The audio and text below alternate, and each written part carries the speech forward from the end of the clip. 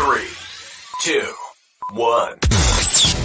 From Boston, Massachusetts to Adelaide, Australia, and everywhere in between, talking local and national sports and just about anything discussed in a tavern. Broadcasting from South Lyon, Michigan. Welcome to Easy Speak at Speakeasy 330 with your hosts, Rich and Tom.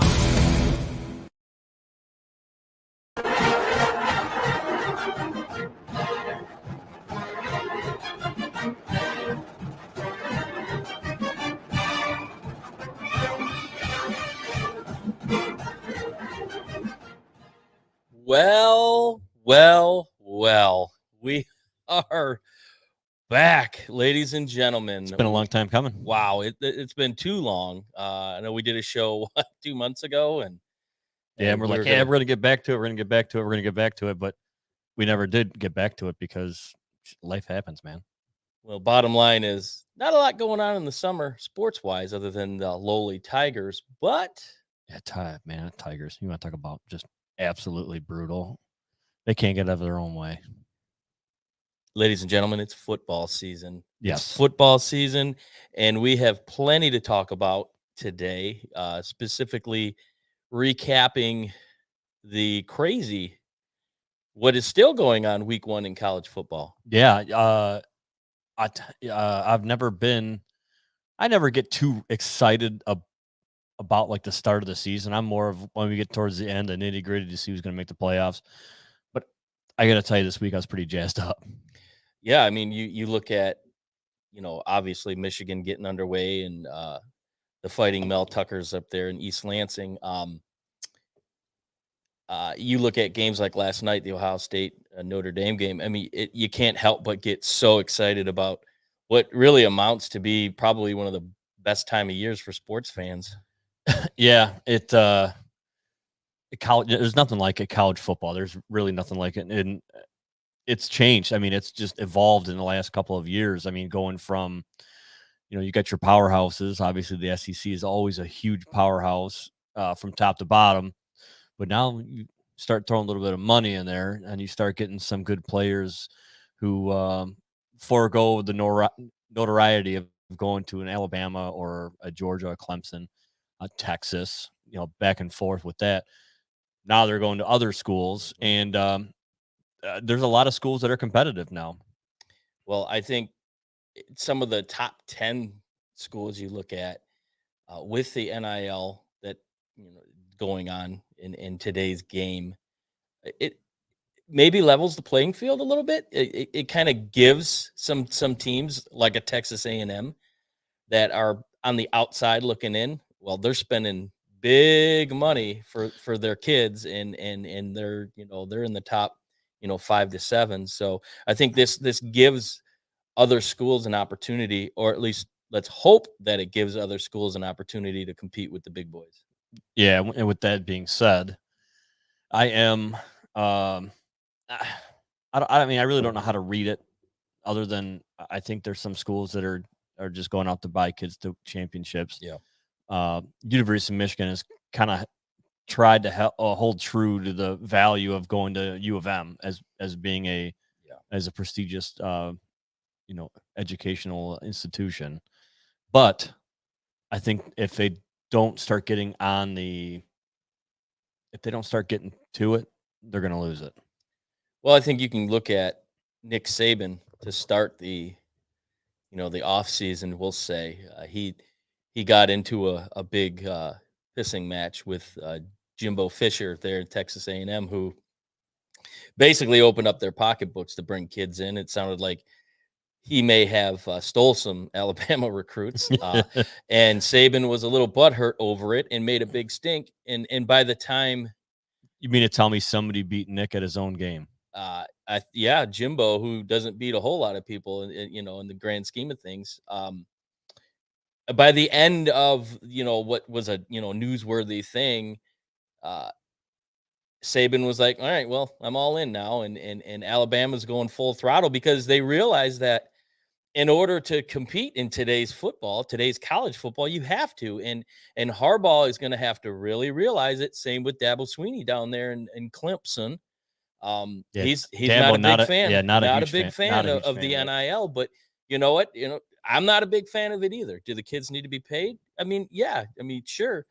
But there was no regulation set. It's kind of anarchy, and all bets are off. And these schools have to really realize that you're going to compete. You gotta present these kids an option other than just your tradition. Yeah, and you know, again, there's really not many rules on the NIL, so there's more to come on this, and it's going to be a forever evolving situation. But Yeah. let's get down to the hometown teams. So Friday night, Michigan State Yep. lined up against Western Michigan. I don't think there's anybody in college football that hits the transfer portal any harder than Mel Tucker, but you know what? It's paying dividends for that school.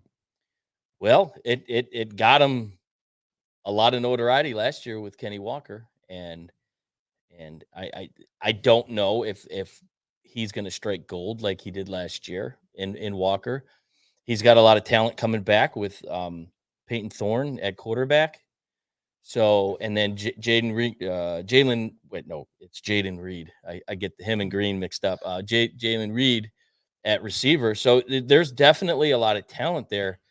Unfortunately, it was a little rough start for the Spartans against the Western Michigan Broncos. Yeah, and with last year, Peyton Thorne looked good, but I think the reason why Peyton Thorne looked so good because Kenneth Walker was just an absolute beast back there, and without having that true run game to where you can do the play actions, you're able to stretch the field a little bit more. I think he's going to come under a little more scrutiny this year, people referencing his success last year as opposed to this year. What do you go 50% for his passing, 12-24 for 230 some yards. He had 4 touchdowns, and the touchdowns were good. I mean, he threw them on dimes. I mean, they were good touchdowns. And you like the fact that he spread it out to 4 different receivers. So, first game, I think you can always, in most situations, always look at jitters. Everyone's jazzed up. It's a Friday night, and it's as much as it's like high school football. I mean, I saw a lot of people, regardless, it's a game. It doesn't matter if it's Saturday, if it's Friday, if it's Sunday, it's a game. I was following the Twitter buzz, and people were like, well, yeah, they're playing a high school team. But you know what, though? All the teams in Michigan, a big team. So the Big Ten teams, they played lower tier, collegiate athletes from schools that they come there and they have no problem taking their kids out there, getting jail sexed for $2 million a game. They'll do that because it pays their athletic department. It pays their athletic department for the year. So hey, you know what? We'll pimp the kids out once, one Friday or one Saturday. We'll collect that. We'll collect that money and we'll move on. Yeah. But Western Michigan looked good. Sure. They looked real good in the first part of the game. But as it goes, it's a game where you play 4 quarters and you play 60 minutes. So, well, you look at Western Michigan. They've had this game on their calendar all summer, so they've been ready for this game. Every day they wake up for camp, they were looking at Sparty, and so you had to expect them to come out with a lot of fire. I was surprised to look about 10 minutes to go in the fourth quarter. They had 50 more yards than Michigan State. They time of possession they had by almost 10 minutes. Yeah, they played great, and they didn't turn the misfortunes of Michigan State into a lot of points, but you look at in the fourth quarter, they were a stone's throw away from tying or taking the lead, and I just think they ran out of gas. I think that's when the talent level kicks in, and that's where talent overdoes heart. That's for sure. Yep. But you know what though, I'm looking forward. Actually, I'm not a Michigan State fan. However, I think they're going to do very well this year. It just remains to be seen. There's a lot of tough teams in the Big Ten. So we'll see. We'll definitely see. And one thing I preach is coaching matters. And Mel Tucker has a knack. Like yourself, I'm not a Michigan State fan. Mel Tucker kind of nauseates me. Sorry, George. But he has a way of getting through to his players. It worked last year against Michigan. He never gave up. He was real fiery, and I like coaches like that. And I think that More as opposed to ho-hum, the right, ho-hum ho-hum coaches where, Harbaugh. kind of like we were watching the game last night between Ohio State and Notre Dame, and you pointed out Stroud he was like no fiery behind it, just kind of more of a ho-hum type Yeah. guy. Yeah, he just, we'll talk about that game in a little bit, but yeah, he just doesn't have he's got like a blank look on his face. But um, going back to Michigan game last year against Michigan State, the players just reacted to Tucker's fiery, Oh, he fired him persona. up. Yeah, he fired him up. And I think this week is probably just a bump in the road for them. I don't expect them to play like this every week, but yes, the Big Ten East is ridiculously talented, Yep. and they're going to have to bring their A game. And if they play somebody with a legit offense, um, it could be trouble for them. But I see them finishing third, overall. So I mean, not a big surprise. Got somebody here on the absolutely just blowing up the comments right here. Mike saying Spartan Dogs, they're going to run the fantasy. So we can talk real quick. So we have a Speakeasy fantasy football. All he knows that everybody was present at the draft except for this individual, Mike. Regardless of whatever he says that he couldn't find a babysitter. I'll be honest with you. I just don't think the man can hang over here like we do. Hey, listen, never met the guy in my life, but I'll tell you right now, he's going to get steamrolled in the first week of fantasy football this week. Well, he's going to have to find his way out to the Speakeasy at some point. JP's going to have to make that happen. And he's talking about, how his team is so great and everything like that. Well, he's going to run into a little team called Joe Buck Yourself in the first week. And or perhaps Saquon It Ain't So. Saquon It Ain't So. Or another good buddy of ours, Mr. Bill Wirtz, who the Wirtz team ever. Yeah, the new Hudson Wirtz team ever. I would not put anything past him. Sorry about your Irish last night. But yeah. So yeah, the Speakeasy fantasy league is Bill said out the Irish outperformed in their loss, and they did. Yeah, they definitely did. Yeah, we'll get into that game in a little bit. But all right, so let's get on to Michigan. So we have a big, huge quarterback controversy in the A2. We'll say you got Cade McNamara, who is a pocket passer. He commands the pocket very well. He also he's got a decent arm on it. He kind of lacks a little bit in the way of eluding and making plays with his feet, but he's a hell of a game manager, and that's one of the things that that I noticed that he does well. And then you look over and you say, I got this young kid who 5-star who can do his read downs quick and then get out and make something happen. Doesn't waste time. So it came out this year. They thought for sure Cade McNamara was going to be the clear cut number one. Jim Harbaugh came out and said, well, hold on, folks, this is what we're going to do. He's given each kid an opportunity to start a game. So, Cade started against Colorado State. This Saturday coming up, they're going to have JJ starting against Hawaii at 8 p.m., by the way. Yep. And the thing that really sucks about that is somebody's on call. And so I'll be drinking soda water when that happens. However, is it bad to have a quarterback controversy where you have two guys that you can plug in and essentially, if you got somebody that's stopping the run, like, containing the quarterback in the pocket, would you rather just go to McNamara, who can hang out in the pocket and pick defenses apart? Or are you going to stick with, JJ? Well, I've kind of dissected, the whole two quarterback theory, and it's worked for some schools, and it's been an abomination for others.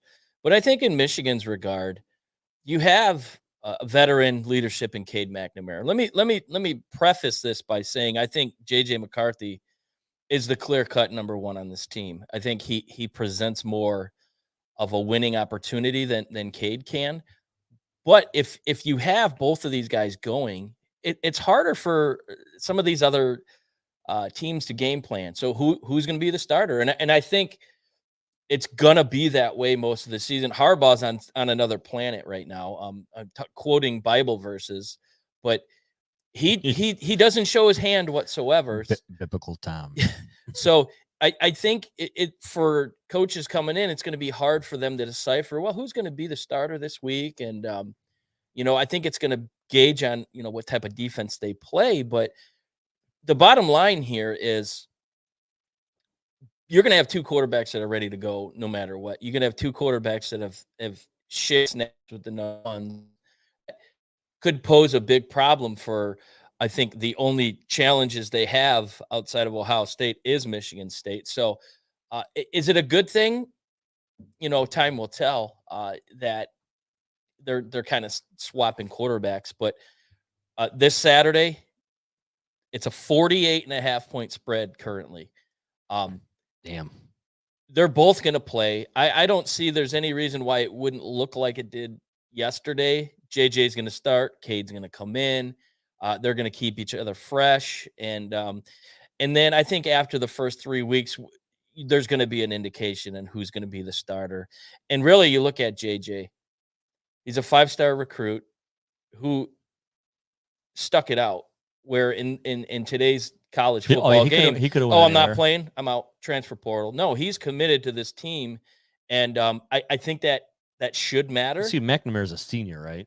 Yeah, he's a senior, and I think he has one more year eligibility after this year, which he's going to hit the portal, and he's going to. Well, you know what though, he might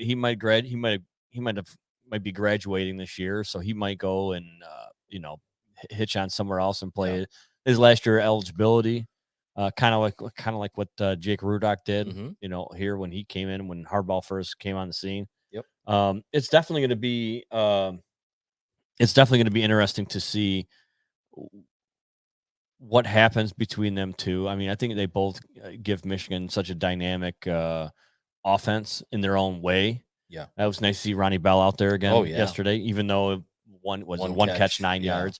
But you know what though, he lost an entire season last year in the first game on a punt return. He blew out his knee. So you got that. You got Blake Corman and Donovan Edwards. I mean, we knew what we had going into that. Would Corum have like 75, 80 yards? It was they combined for 140. They're going to split time. They didn't wow me. The offensive line, at times looked really good, and at times they weren't making holds. But again, this is week one. It was, upper 80s, probably closer to 100 degrees at field level. So it's hard to really get a good push when you're dealing with that. The player I'm looking forward to is the freshman running back, CJ Stokes. They're saying he's the fastest guy in the field. He looked a lot like Mike Hart out there. He's a little guy. He made a lot of good plays, a lot like Blake Corum in the last couple of years. As long as he keeps his mouth shut and doesn't, throw out the little brother reference and stuff like that. Yeah, I mean that's always be humble. Be humble, right? Yeah, absolutely. But really, I mean, I think the big question coming into this game or this season really is, are they going to be able to rebound after losing Hutch and Ojabo and John Ross and they looked Dax Hill. They looked good.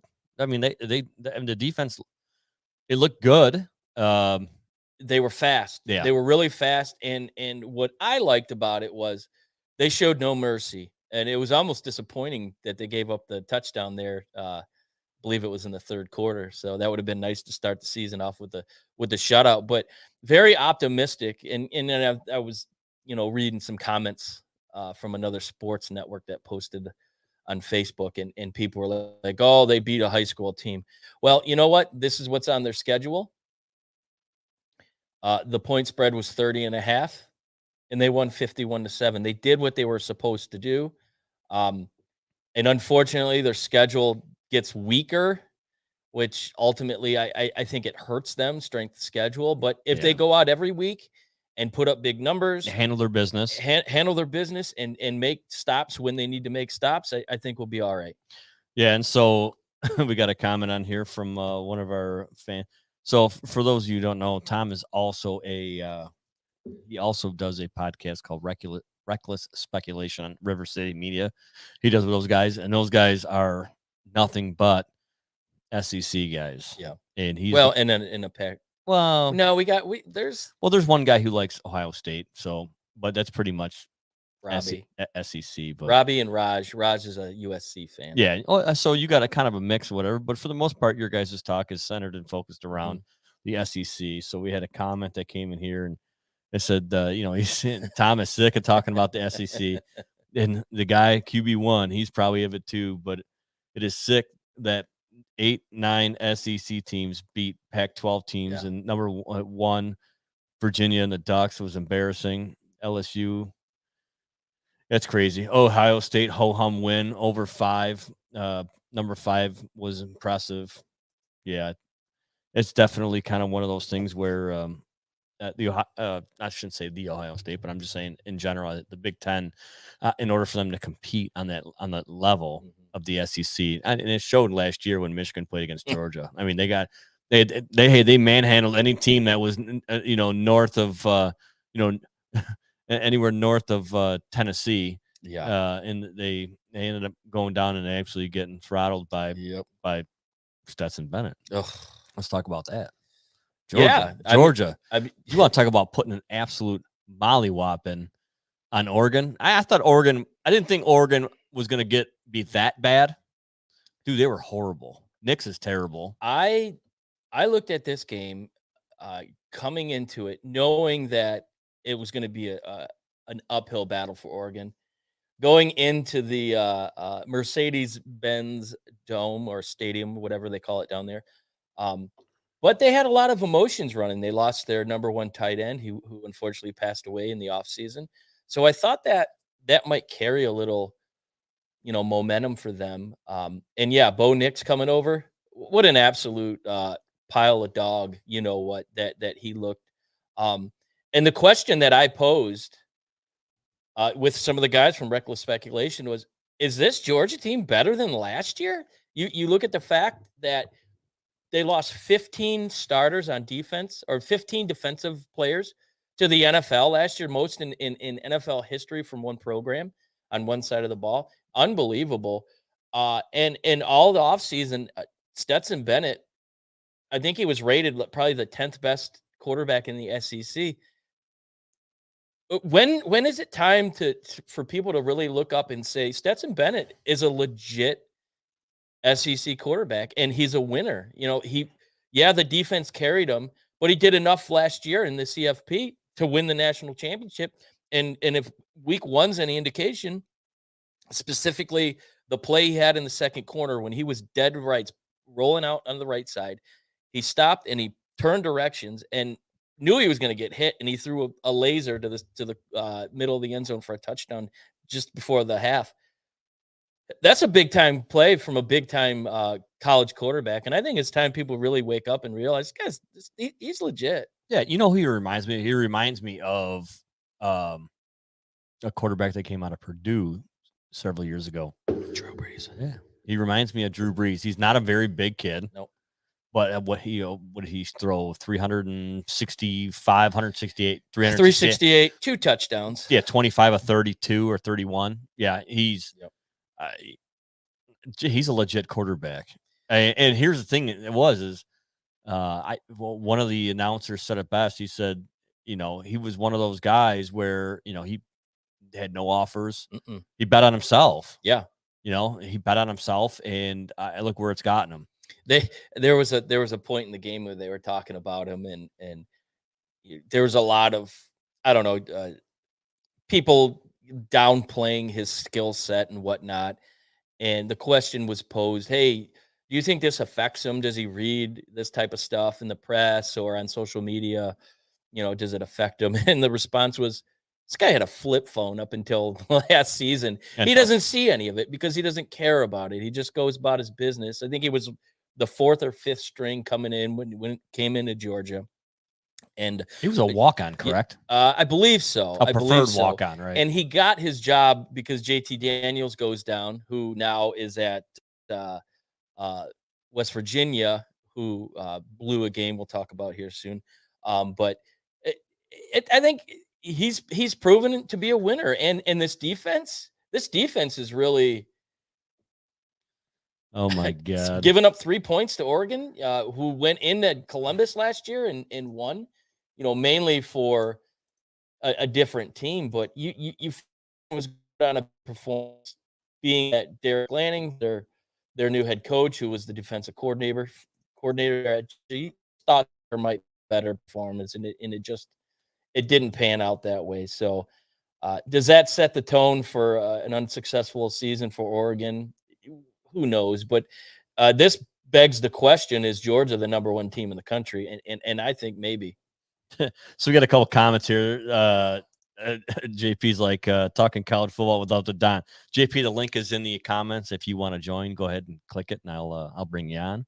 You got another one here. Somebody's worried about the choice of beverage you have, and is Tom drinking a nice glass of wine? He's actually drinking twisted tea with a little bit of lemonade in there. Yeah. So we were out on the boat yesterday, and one of the lovely wife's friends brings a 12-pack of twisted tea, the basic twisted tea. Now, unless I'm in the market of whooping someone's ass with it, I figured I might as well drink it. So I'll chip away at it. A little lemonade put in there, and then I got the Coors latte on reserve. So, Mr. Corey, the Vanilla King, welcome to the show. Glad you're watching. And hope to get you out to the Speakeasy soon. Yeah. So the Georgia looked tough. I think Georgia is going to be definitely. They're definitely going to be in the playoff as long as everybody stays healthy. I think they're in. Alabama did what Alabama did. They went in. Utah State came in and collected a paycheck, and surprisingly enough, I'm surprised Alabama didn't put up more than 55 points on them. But hey, who am I? But the game that we watched last night here in the Speakeasy, where it was kind of like, okay, maybe they are legit this year. Maybe they do have some things going their way, but Florida coming and taking it to Utah. Yeah. Utah was up there, right? Utah was ranked. I think they were like 5 or 6, somewhere in like that. But the what really, we talked about this on shameless plug here, reckless speculation. But anyways, the number about a month ago was Utah giving 3, and it actually came down to 2.5. And I think that was a big concern. Like, why isn't Utah more favored in this game? Is it because they're coming into the swamp, which, from what I understand, is QB1's favorite stadium to attend? Just kidding. Dealing with that heat and humidity, is that one reason why they were not favored as high? But as we watched unfold, Florida with their quarterback Anthony Richardson, I mean, I think he just propelled himself into the top 5 conversation. What a game he had. He can run the ball. He's got a can of an arm. I mean, he's almost like a Lamar Jackson-esque kind of a player. We'll see. But you like the fact that they showed no fear. Billy Napier, first game as coach of the Gators. They went in there and they just said, hey, you want it, you got to come and take it. And it didn't happen. Florida pulls out a big win, and good for them. And I think bad news for Utah. Bad win. I think they're going to have a really hard time rebounding from this game, especially seeing how USC played yesterday, even though it was just Bryce. I think that the foundation of where the Pac-12 is going to be this season has been laid. I think the Pac-12 will be no more, in my personal opinion. Yeah. But let's talk about something real quick. Somebody's in the chat here. They've been blowing the chat up. It's our favorite buddy, QB1. He made an offer. He made an offer about a year ago that he wanted to bring the Big Ten boys down for an SEC game. So I want to find out if he's got extra tickets, and maybe we can make this happen. November 12th. That's Alabama. Missouri. Is that Missouri? Missouri, yeah. When is it? When is Bama? Alabama's October 15th. Oh, man. So I will probably be in Ann Arbor for that one because they're playing Penn State, honoring arguably one of the greatest college football teams in history, the 97 national championship. Don't give me no Nebraska Cornhusker national championship bullshit. It was Michigan, the 1997 champion, with the greatest defensive back. I can tell you're not used to using the camera. Am I? Oh, geez. I give you one job. One job. Apologies. Yeah. So I give you one. Hey, one job. Before it's always you going. I'm eating crow here, but yeah. No. I think the plan is tentatively November 12th, Missouri, which, from what I've been told, is a fun weekend down in Kville. So we'll have to try and make You that said happen. November what now? 12th. Okay, I might be able to do that. I got some vacation time. I might be able to do that. I'll drive. Yeah, and from what we understand, a certain member of the Reckless Speculation has a residence in Knoxville that, from what I understand, smells of rich mahogany and has many leather-bound books in it. So we'll have to check it out. Sounds good. All right, to keep this ball rolling, we kind of talked about Ohio State a little bit. CJ Stroud was, ho hum. It looked like during that, but they pulled it off 21-10. Marcus Freeman's first game as the official head coach of Notre Dame football. There's a lot of promise there. I think where they had their hole is I think their QB situation is a little dicey, but then again, it was his first start. Yeah. If your first start is against Ohio State and you put up 10 points, you know what? That's a building block. Ohio State didn't impress me. The first half didn't impress me at all. Second half, you can see where they kind of, like we talked earlier, how the talent takes over, the heart and everything else that you can give in a game. So, good win for Ohio State. Sure. Anytime you can play a top 5 team, come away with a W, you got to hang your hat on it. Even though that Ryan Day looks like a fake ass Rip Wheeler from the movie or the TV show Yellowstone. He does. You put a cowboy hat on his head. There you go. But you go back to the first offensive play for Notre Dame, which I believe it was the first play of the game. It was a 50-yard pass. And a roughing the passer. And a roughing the passer. So you thought, wow. But the reality was, Buckner or Buchner, whatever his name is, making his first start, against Bill Buckner, against Ohio State in the world's largest toilet bowl.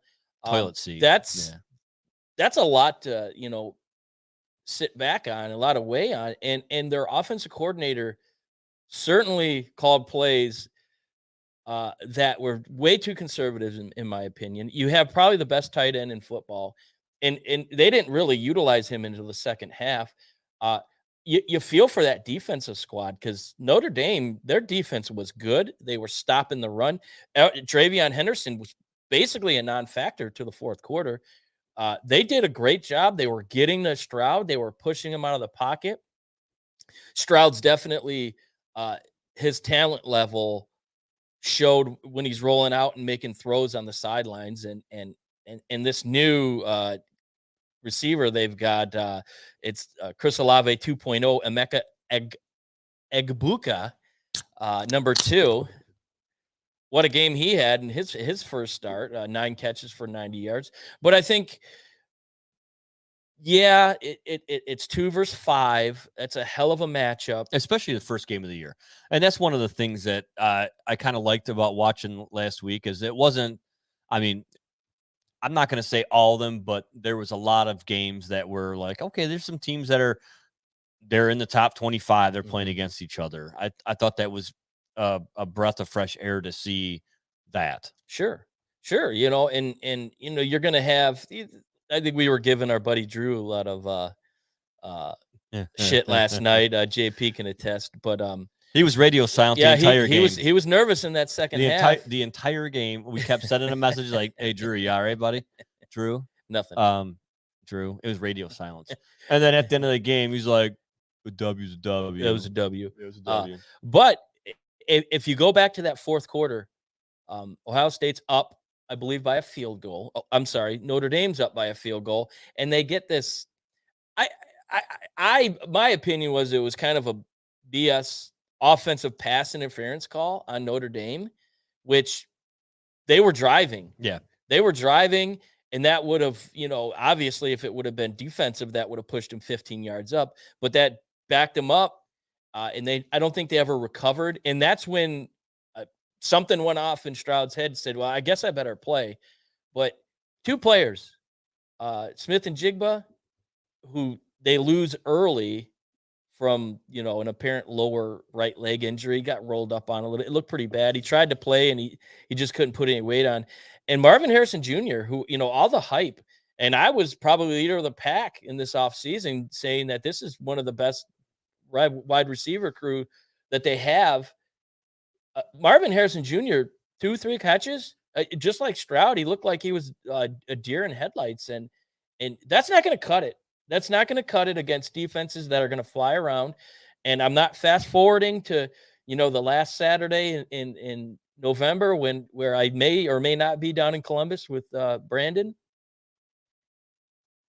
That's not going to fly, and they better figure it out, or it could be another rehash of last year's 42-27 game. Yeah, I would take that game down in Columbus in November with a grain of salt, because if Michigan ain't in it, don't even go. Well, don't even go. No, and if they don't have a snowball's chance in Columbus, I probably won't go. Let's not even go. I don't want to risk a windshield being removed off my car. Yeah. So the next two games we're going to talk about real quick before we hear up and do the look ahead here. But Brian Kelly's making his first start at LSU.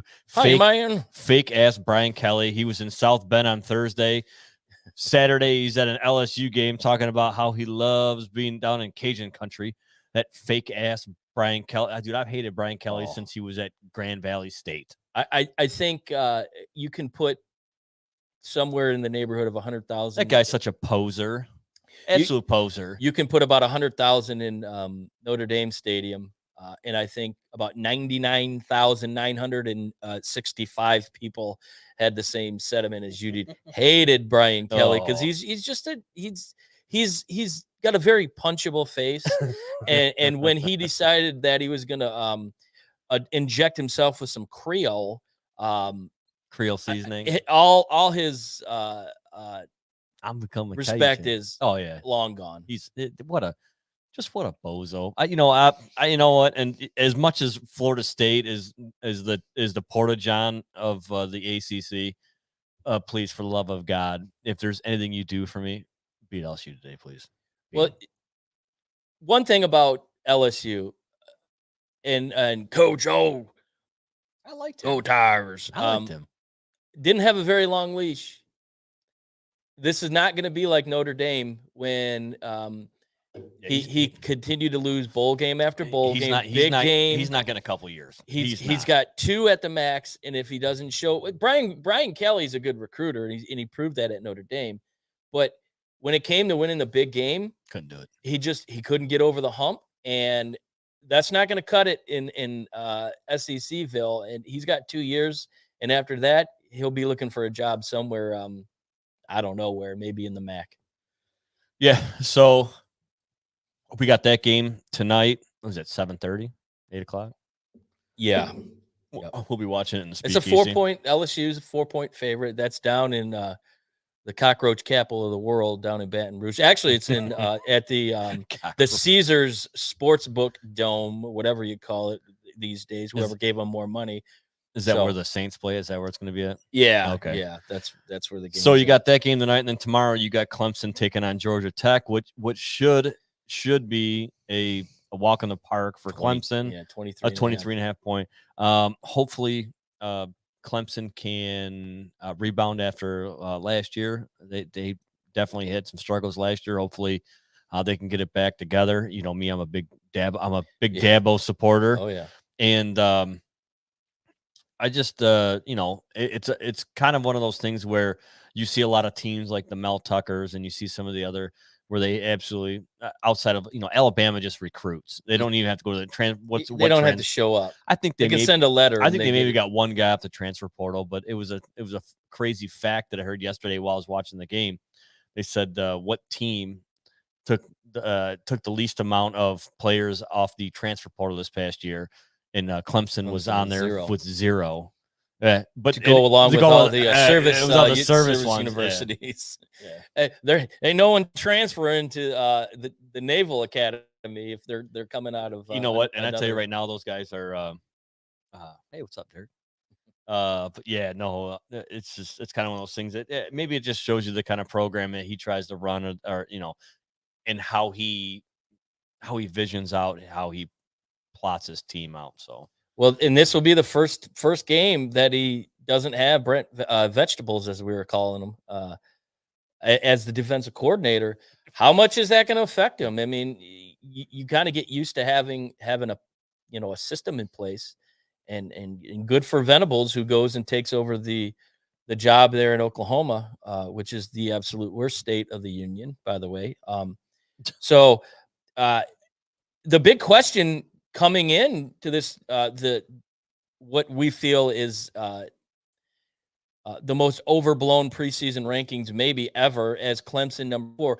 What makes Clemson stand out that much that they are preseason number 4, especially from last year's absolute abysmal season they had, and their their highly touted quarterback DJ EA, who replaced Trevor Lawrence, didn't do anything. He had a nice game 2 years ago against Notre Dame. yeah, But other than that, he really hasn't amounted to much. So the big question I had is, how do you go from ranked maybe in the top 50 to number 4 in one season, and when you showed me nothing? So I think this is a good game. Looking at it, they're a 23.5 point. They have to blow past that number for me to feel like this might be a legitimate number 4. Yeah, I agree. Yeah, it's crazy how they leapfrogged all those other teams, but I guess there's people that are more in tune at that level than you and I. Yeah. All we got to do is say, well, if you're ranked number 4, show it, and there's a couple teams that are in the top 10 that certainly didn't show it. That's for sure. So, yeah. But moving on to all right, next week. Yeah, next week we got Michigan, Hawaii. Obviously, it's a 48.5 spread. MSU playing Akron plus 35. I hope they put up more than that against the Zips. I'm gonna say right now that it's probably a safe bet, especially just because of the way they looked against Western. They're gonna look to rebound offensively, so I can see them covering that number. The Michigan Hawaii, that number I feel like is going to come down a few points. That's absurd.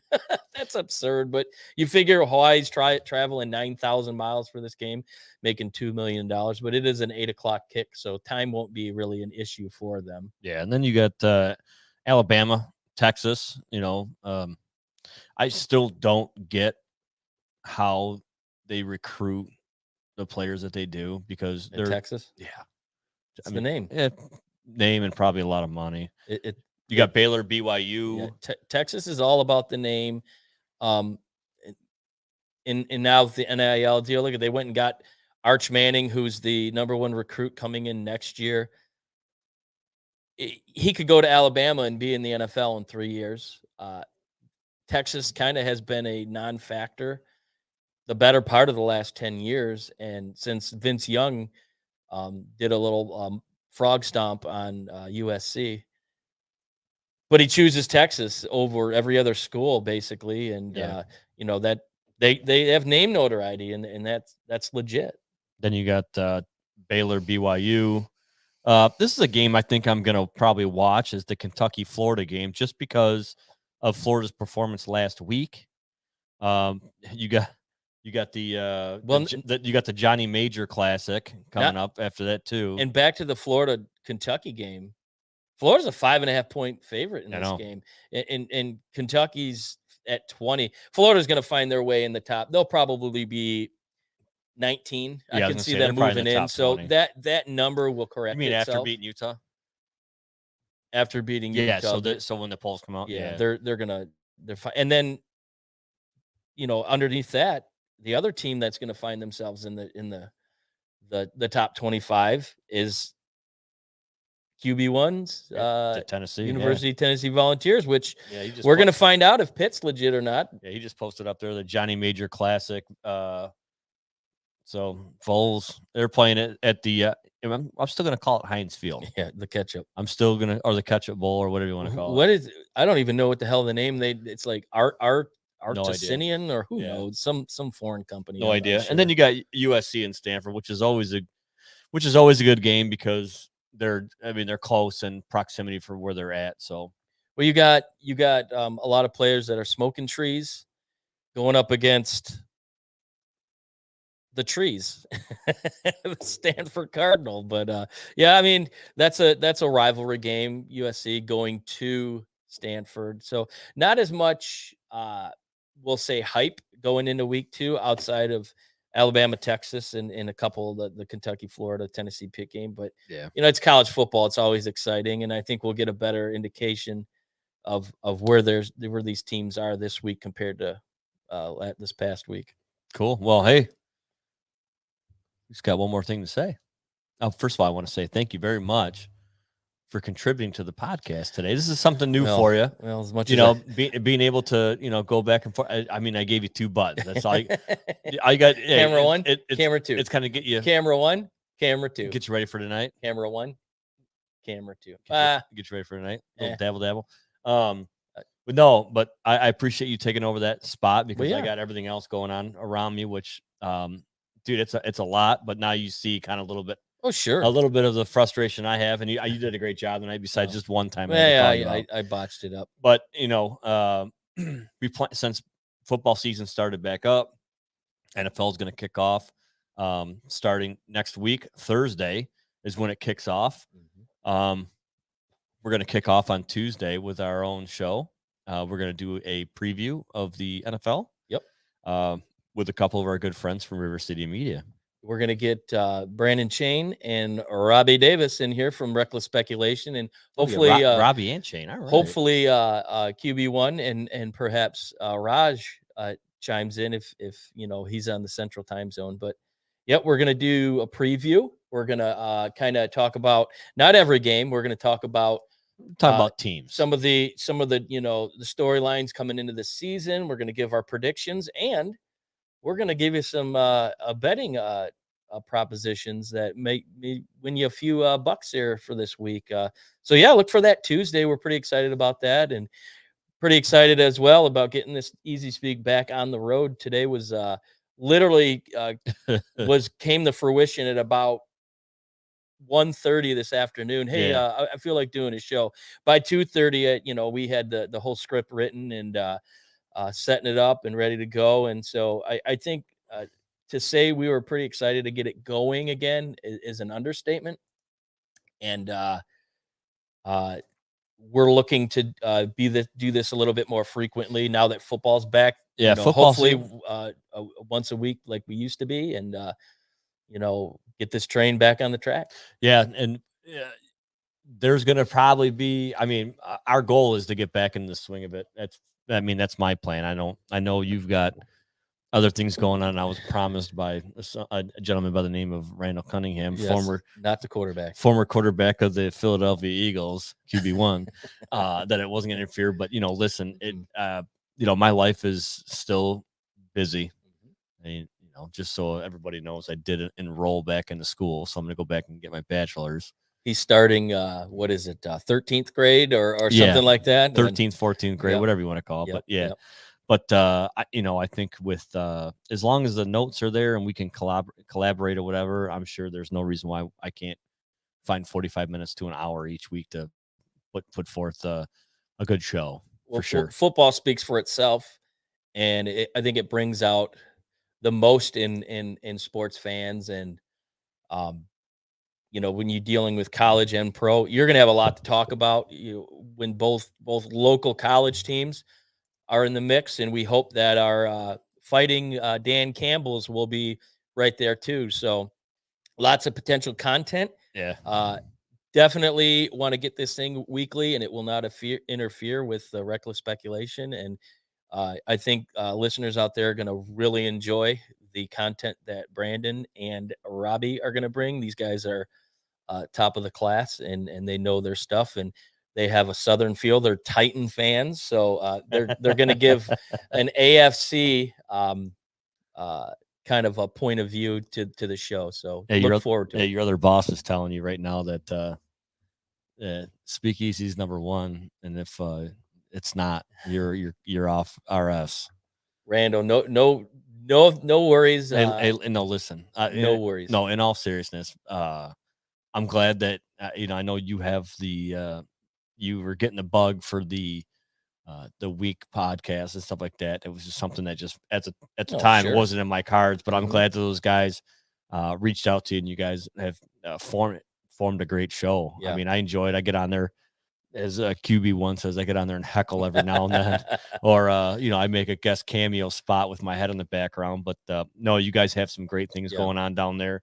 I'm glad they allow us to broadcast on their platform, sure, which is great. I mean, the numbers that they generate on views and clicks and everything like that, I mean, it's great. It's impressive. So, especially for being just some amateur guys talking about our, people actually want to get in and listen to our opinion. Right, is what's crazy. But no, those guys are doing some great things. There's some, I'm glad to be a part. I enjoy talking to those guys. When I can and when I'm afforded the opportunity. But yeah, no, that's great that you guys are all together and able to provide good content. That's what it's about. The thing that I like the most about it, and we together as our show have been on their show on a couple occasions. It's a group of guys that we have never met face to face. We didn't know each other from Adam a year ago, but through this platform of podcasting and the great Johnny Danger giving us this opportunity to broadcast through his network, we've met these guys, and I feel like it's one family, and being able to spitball ideas with guys from the SEC, it makes me want to be better at what I do. And Raj, who's a West Coast Dodger fan, and he's a USC fan. I mean, these guys they're so good, and I think it brings out more in me. And then I want to bring that to this show to make it better than it's ever been. Not to quote a former show on ESPN, but I think being a part of that is going to make this even better. And we're going to bring them on, and obviously you'll be a part of that. And there's so much good things happening. And I really mean that from the bottom of my heart. Yeah, it's good stuff. But yeah, no, I know QB1 said something about shit. I'm just going to sit back and heckle, kind of like what I do. I want him on the show. You know, the reason why I want him on the show is because he's the guy that produces the shows on his end. Yep. And so he knows what it's like to be behind all the computer screens and behind all the comments and everything like that. Yep. I want him just to sit there and be able to talk uninterrupted and definitely be able to do that. So Shit, yeah. Shit, yeah. Shout out to Andy. Shit, yeah. So on that note, definitely we will we'll be back on Tuesday night, probably around 8:30, 9 o'clock, 8:30, 9 o'clock, whatever. It's already scheduled. So hopefully you guys can hop on. Get your questions ready, your predictions, any bet lines that you feel might work for you, and we'll definitely talk about them on the show. But other than that, Tuesday is going to be a lot of fun. I start my new job. I'm amped about it.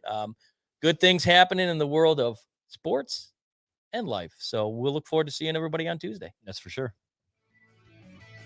Thank you for listening to another episode of Easy Speak at Speakeasy 330. You can catch us every week at ilogicmedia.com, Apple, and Spotify. Be sure to check us out on Twitter and Instagram at Easy Speak Cast for the latest and up-to-date news. Cheers.